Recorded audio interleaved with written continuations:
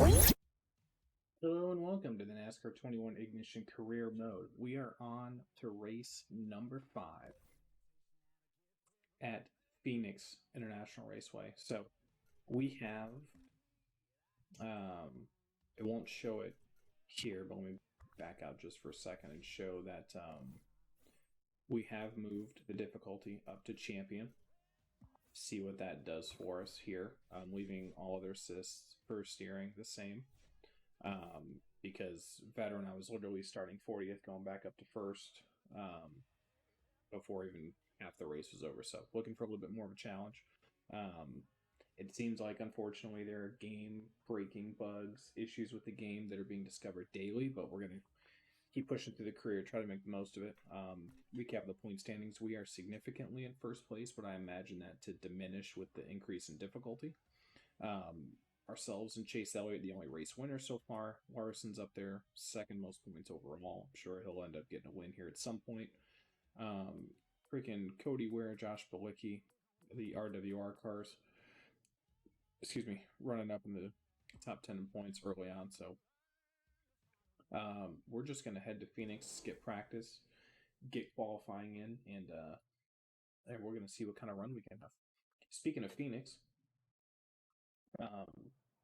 championship race weekend. I'm Alex Hayden, and this track, with its removal of grass back in 2011 and reconfigured start-finish line in 2018, has gone through some major overhauls to get to where we are today. The changes have created some intense multi-groove action and ultimately led NASCAR to choose Phoenix as the Cup Series finale. Each end of this track is completely different, with less than 10 degrees of banking in turns 1 and 2, and then 10 to 11 degrees of banking in 3 and 4. The infamous Dogleg provides options to fan out and cut the track before funneling off into turn 1. Drivers will be looking to make their cars capable of running these different lines and be able to put the power down on corner exit. Is that all you got, Alex? Okay, give me the data back. Like I was saying, we're at Phoenix. Championship weekend for all 3 series this weekend. I want to know in the comments who you guys think are going to win the championships in Phoenix. Truck series, I'm taking Zane Smith. Okay, I know he's only got a couple top 5s. Got the win in a crazy finish in Martinsville. He's my truck series champion. Xfinity series, give you the dinger. Honestly, I mean, he's had a great year. Super pumped up, high energy, be great cap to call a racing season, win an Xfinity Series championship, winning a Cup race, going Cup racing full time next year. I think Dinger gets it done in the desert in the Xfinity Series. In the Cup Series, I say Chase Elliott repeats. Honestly, defending champion, obviously defending race winner in fall. Larson only finished 7th at Phoenix in the spring. Never won there. Never ran too terribly well there.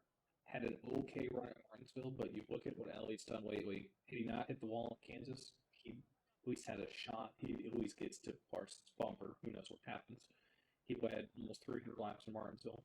He's had all the momentum of being the defending champ and everything like that in Phoenix. So I think he goes back to back, honestly. So I got Smith, Allmendinger, Elliott. Let me know in the comments down below if you guys agree, disagree. If you're going to the race or any of them, let me know. Interested to see what it's like there. But the Dogleg restarts are going to be crazy, for especially if you get a couple of these guys restarting. And I enjoy the fact that they're doing a traditional race weekend. They're practicing, they're qualifying, instead of just starting the championship 4 in the first 4 spots. So could be interesting there. Like I said, right now, we're going to skip practice, get this whole thing back to Jimbo. Just use fastest in practice just because. A couple of Hendrick Motorsports cars, 1, 2. 4th, 5th, and 6th were DQ'd apparently, and then it reset. So, like I said, guys, there's glitches all throughout the game.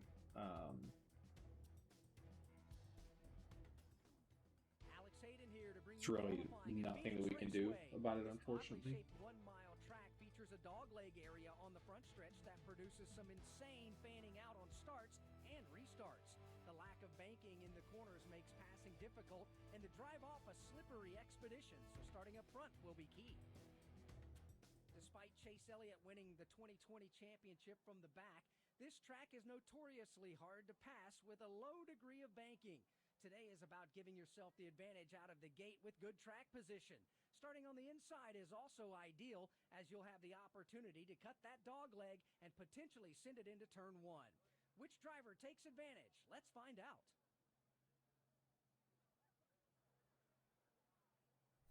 All right. Crew chief, we're going out for a run here. All right, driver. Focus up. Let's get after it. Now, another thing I've noticed is that if you go on the apron even a little bit, it doesn't count your lap time. So that would be a pretty big bug if it did that in Phoenix, honestly, with the way the dog leg is. So we're not going to risk it. We're going to stay on the track the whole time.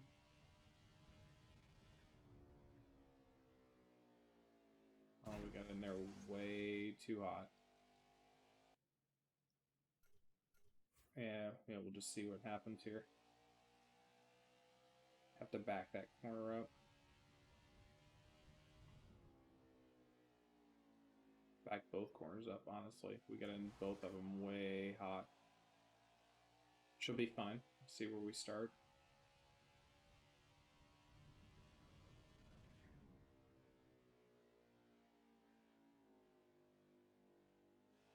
Much better.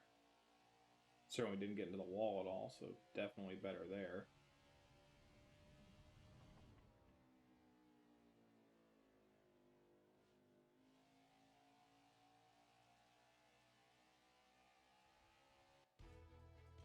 That lap was a lot cleaner. We are on the pole. Look at that. 26-9. Field was super bunched up. Joe Gibbs right there, 4, 5, 6. All their Toyotas except Kyle Busch starting 11th. Where did Byron qualify? 15th? After being fastest in practice? I'll take that. And those were some... Awesome job. Welcome to Avondale, Arizona for the Instacart 500. Alex Hayden here, bringing you all of the action from today's Duel in the Desert. We are expecting a lot of great side-by-side racing, and the infamous dog leg in the front stretch has given us some of the most incredible restarts in 3, 4, and 5 wide passes in recent NASCAR history. It's like a trophy there for the Instacart 500.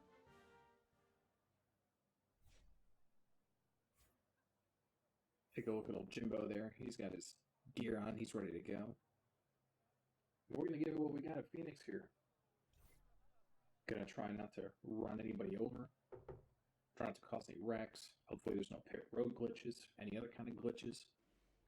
Pace cars entering track in turn 1.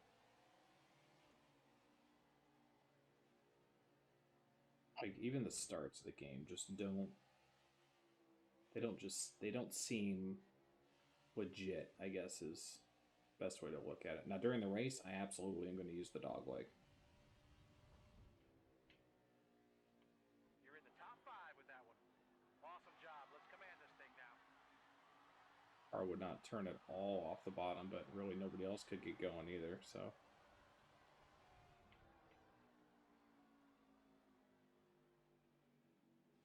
Almost like really have to get on the brake to set the car.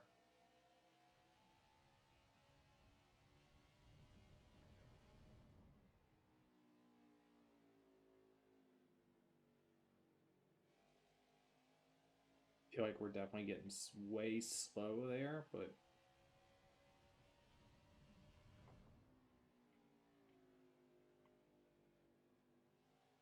I mean, we're definitely going to have to be consistent because we're not pulling away. I mean, Hamlin's literally right on us. Not sure we gained some time by cutting the dog leg like that, but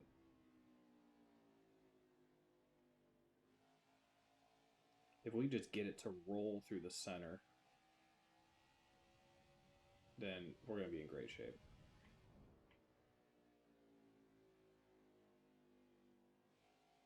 Be able to pick the gas up, get a good run. 26.53, yeah, because we're using the apron.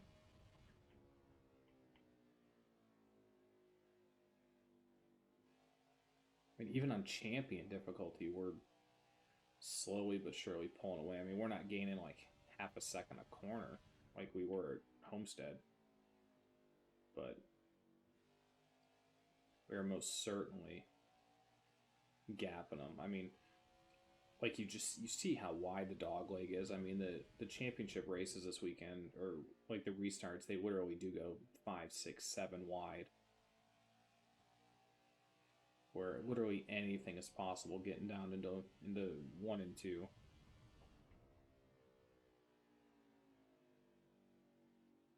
Drifted way high there, but Hamlin's got nothing for us right now.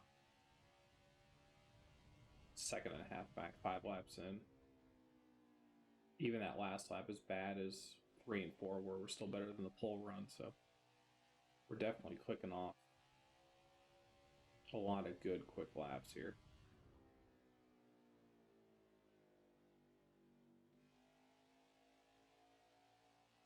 The lack of feedback in the controller really does make it hard to get a sense of like how far you can push the car, or like when you really start to rotate, you almost have to kind of like watch the nose and the left side of the car, and as soon as you see it take a little dip, you'll be able to mash the gas and get off the corner. I mean, it's kind of hard to identify if there's too many glitches when we're just out front cruising. I mean, I figure the race would be a lot closer.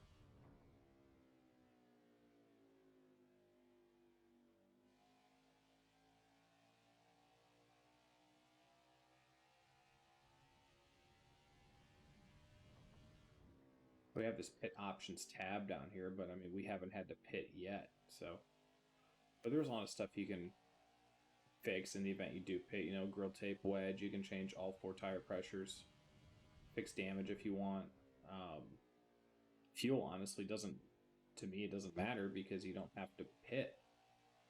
Even in 15% races like we're doing. And then you can also move the track bar and change tires too, so. Until the game like gives us a legitimate fuel tank, fuel reading, where we only get, you know, X number of laps, to where that stuff should be accelerated, that I'm not expecting to have to pit.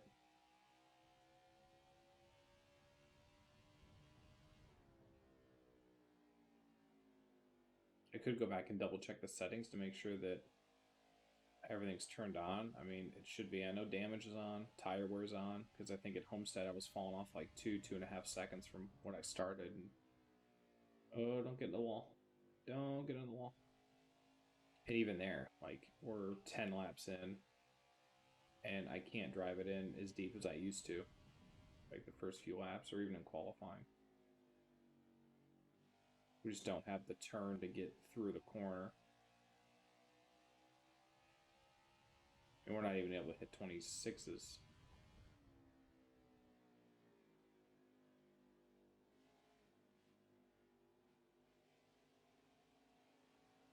Mr. Gone. You're gone. All clear.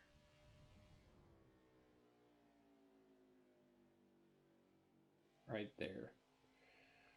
Really start to pick up the gas and get off the corner. See, even there, like every lap is just a little bit slower. But you can tell we're making literally all of our time through the Dogleg.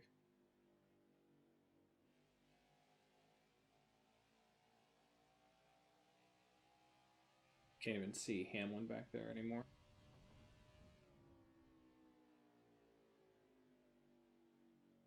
But, I mean, if you miss your mark even a little bit, you're drifting for sure.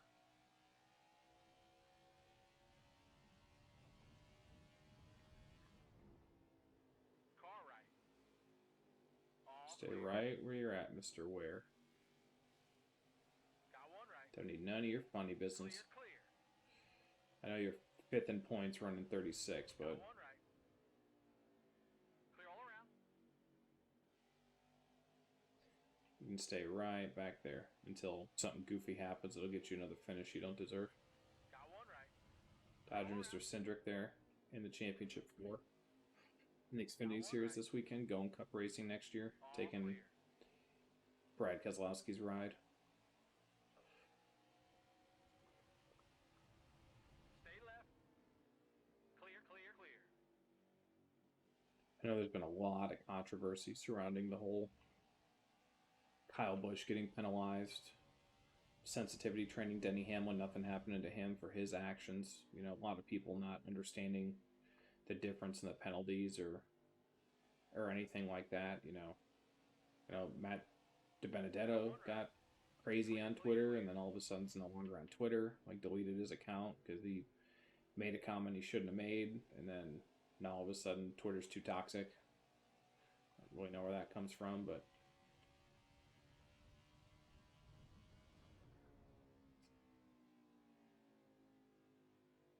you know, I'm on the side of that.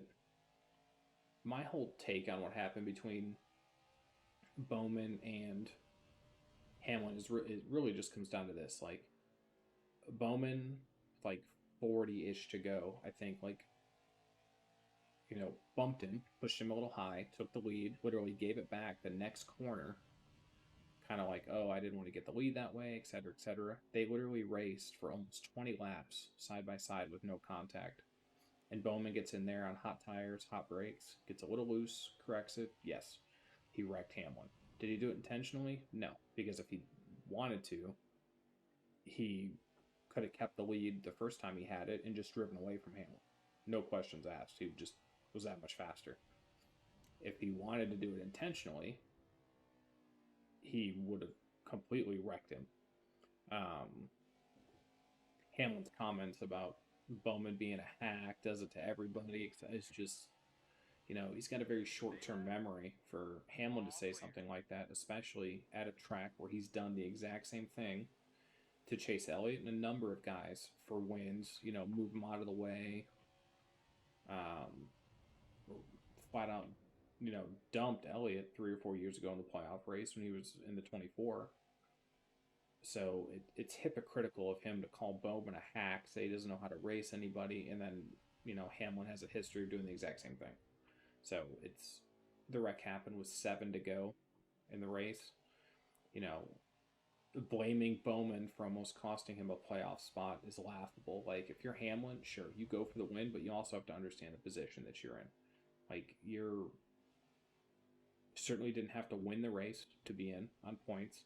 You know, he had a huge cushion. Yeah, you want to win every race, but you can also give him, you know, Hamlin. I know he said that he gave him a ton of room and couldn't give him any more, but, you know, you put yourself in a situation to race like that, just like Chase did when he was racing Brad, and Brad, you know, same kind of deal, just got loose while racing him and turned him, but Chase was already locked in, so it's unfortunate, you know. You don't want to go out there and get wrecked or anything like that, but I think Hamlin's just crying foul in a situation where he's been on the giving end of a lot of situations like that too. So I 100% do not want to see Hamlin hoisting the trophy on Sunday. I don't think he deserves it. I think there's a huge sense of entitlement from these JGR guys. Like, even Truex, since he's been there, Kyle Busch, certainly, you know, like, these guys just don't think anybody should race him. You know, they get a nose under you, and they just expect you to give them all the room in the world because they're Denny Hamlin and Kyle Busch. Like, it's not how it works. And I think that mentality that Hamlin has of, you know, just everybody should get out of my way is probably part of the reason why he doesn't have a championship yet. Like, everybody's issue with the playoff format and saying that, oh, these guys that aren't racing for a championship shouldn't be out here. Like, everybody has sponsors. They've got teams they're racing for. They absolutely have every right to be out on the track as much as the playoff drivers do. You know, do you race them differently? Yeah, you probably race them with a little bit more courtesy, but even look at what happened at Texas between Suarez and Truex.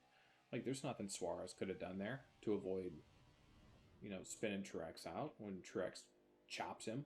Like, Suarez is already on the bottom, like racing for a top 10, which for Trackhouse is huge being a first-year team. Like, you can't expect these guys just to roll over just because you're in the playoffs.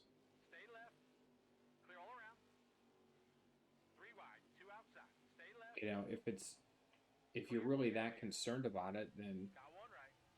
Clear, clear, you clear. know NASCAR doesn't have to bunch the field up so often with all these competition cautions, with stages, with all this stuff. You know, just let them. Don't stop the race for stages. I've been saying this for a while. Like, you can't tell me that NASCAR doesn't have the technology. You know, like this weekend, I think the stages are going to be like 80, 80, and 152. You can't tell me that after lap 80, you know, if they were actually awarding stage points, that you can't look at scoring on lap 80 and freeze it and say, okay, these are the guys that get stage points. Continue racing. That's it. Like, I don't believe that they need 8 laps to figure out scoring for the stages.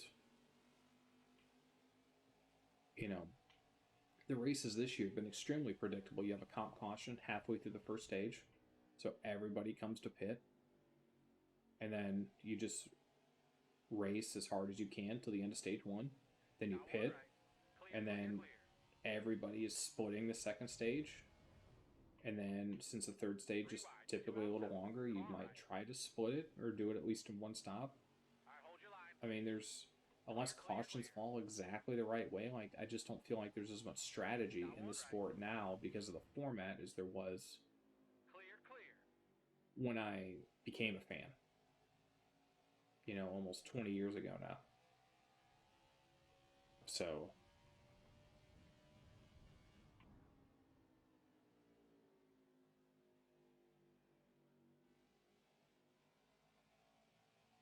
and I think there's going to be a lot of, you know, interesting chatter. The big thing is that you have Daniel Hemrick, okay, who has never won a NASCAR race in any of the top 3 series. He's in the championship 4. While I think that AJ Allmendinger, ooh, sorry Joey, sorry. Oh, I got smoked. All right, just do not blow a tire. I mean, this is champion. No. Gosh, dang it. I think I'm okay. Really got to back the corner because the tires have fallen off just so much. But, I mean, 31 laps in, I've lapped the field on champion. It's just crazy. It could just be the track. So, we might end up having to go to extreme, see if that changes anything. But, so Daniel Hemrick, championship 4 in the Xfinity Series, 0 career wins ever in NASCAR. I know I said AJ Allmendinger, I think he'll win the championship, but I hope that Daniel Hemrick does. And I hope he does it without winning a race. And the reason I say that is because this whole time, playoff format, everybody in the media, NASCAR, the drivers, etc., everybody talks about winning. Gotta win, need the playoff points, gotta win stages, gotta do this. And you have a guy that very well, in Joe Gibbs Racing equipment, could come out on Saturday and win a championship without ever winning a race, which would completely just take the format that these guys have been racing under for years and just dump it on its head and say you don't have to win a championship. You could just be incredibly consistent. And I think it'll only take one championship finish like that, where, you know, the champion never wins a race the whole season, for the format to change. Because, I mean, even from oh boy, we just completely just flat out ran over Michael McDowell, but he didn't wreck it. Because think about that from a PR standpoint for the sport, like all their marketing, advertising, you know, win. It's all they talk about. And if you have a champion in a series never win a race in a playoff format that predicates itself on having to win, there will definitely be changes to the point system.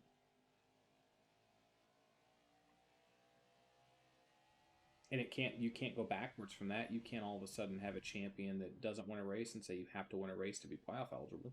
Can't do that. You know, I would definitely like to see them not do the elimination style because, like, look at Larson this year, right? He had, including the regular season championship, I think he had 60 something bonus points that he literally gets reset to him every 3 races. I'm fine with, you want to give these guys stage points, playoff points, you know, you want to give them 5 points, 5 playoff points for winning, that's fine. But you only get that bonus at the start of the playoffs. I think what should happen from there on, so you have your 16 drivers.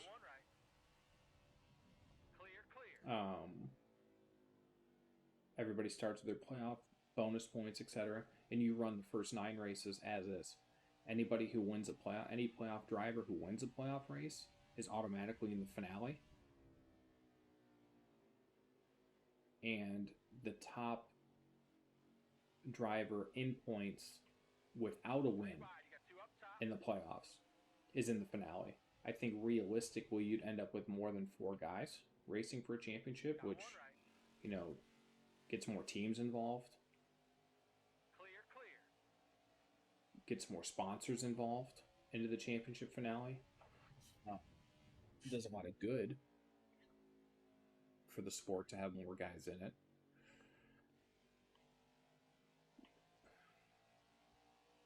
And it rewards more consistency throughout the playoffs.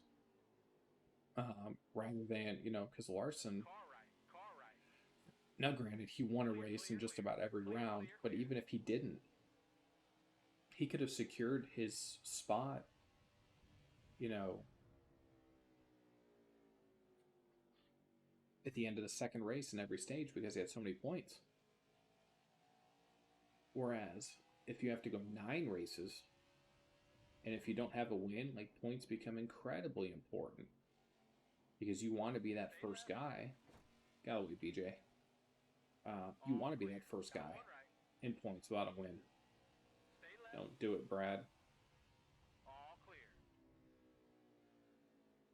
Got lap times are down like more than 2 seconds from where we started the race.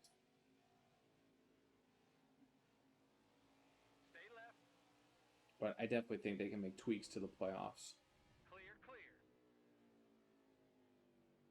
I mean, I'm fine with the win and you're in mentality. I think a win in 30th in points, I think 30th in points is way too low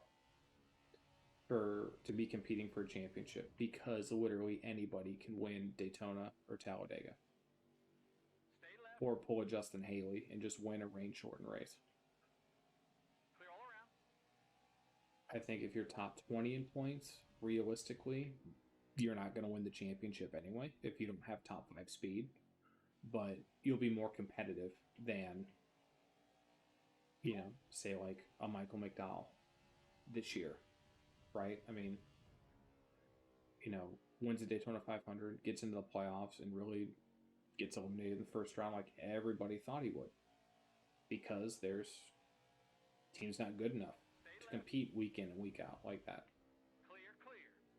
So I'd like to see a lot of changes. I'd like to see a win in top 20 in points.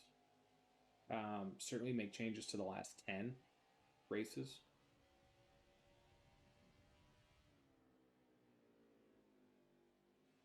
And honestly,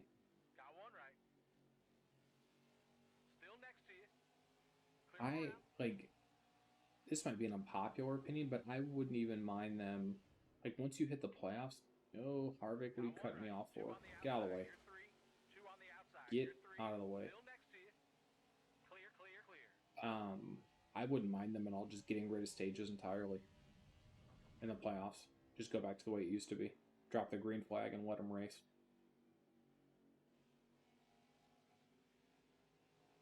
I mean, I think it'd be a lot better than what we have. Don't hit him. Don't hit him. Okay, Briscoe, you gotta go, buddy. Our white flag. Had a little bit of contact with a couple guys, but haven't really been into too much trouble. We might get Larson here. At most the field twice. Nobody pitted. So we head into 3 and 4 for the last time. Looks like we're going to pick up win number 4. Don't hit him. Got one left. Drift right above Clear, Larson. clear, clear. Win number 4 on the season. We're going to extend our points lead with a win in the desert. Clear all around.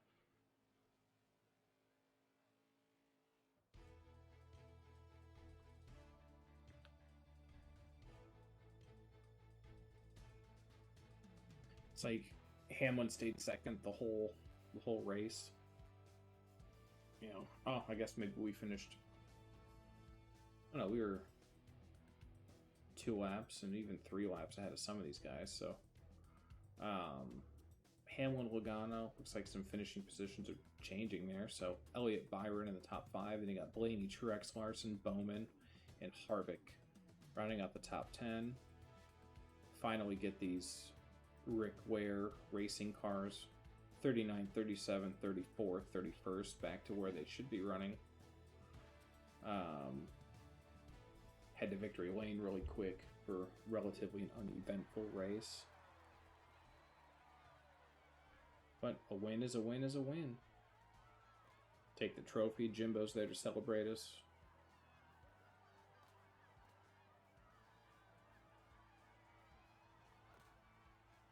I wish we'd take the helmet off. Like, get comfortable in victory lane. You're going to be taking pictures and everything else. So we are on to Atlanta for race number 6 in the Folds of Honor Quick Trip 500. Contracts, no new contract offers at this time, but I mean, we're literally average finish of 4th. The only race we didn't win was Daytona Road because we had that wreck and then literally had to fly back up there. A couple of poles, 131 laps led. Reputation, we're flying up. We're 33% already. Front row, Penske down at 9%. Got Gaunt Brothers jumping up in front of a few teams here. Legacy leaderboard, we're up to 81 now. With 4 wins, 2 poles, and 5 starts. I did want to check. Yeah, tire wear and fuel consumption is on. So, just not burning fuel. It's almost like it's at 100% fuel for 15% race. So, guys, like I said, drop your comments down below, your predictions for championship weekend in Phoenix. Again, Zane Smith, AJ Allmendinger, Chase Elliott are my picks. Let me know if you think I'm right and wrong. Drop yours down below. I hope Hemrick wins just to watch social media explode with a champion that has 0 wins. And then I will see you guys in the next video when we're headed to Atlanta.